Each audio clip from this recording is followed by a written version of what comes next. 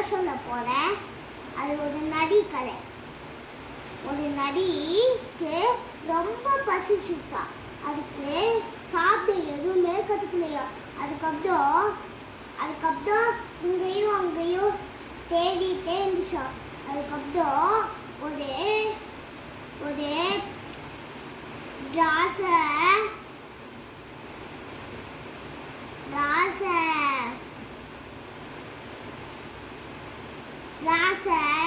ராசை தோட்டத்துக்குள்ள போச்சான்.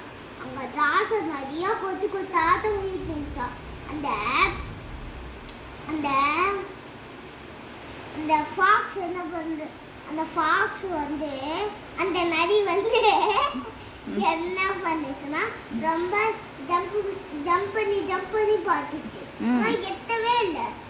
அதுக்கப்புறம் அந்த நரி சொல்லுச்சு, இதுதான் நான் சாப்பிட மாட்டேப்பா, இது ரொம்ப புளிப்பா இருக்கும், இது ரொம்ப கசப்பா இருக்கும், அது சீச்சி இந்த பழம் புளிப்புப்பா, அதனால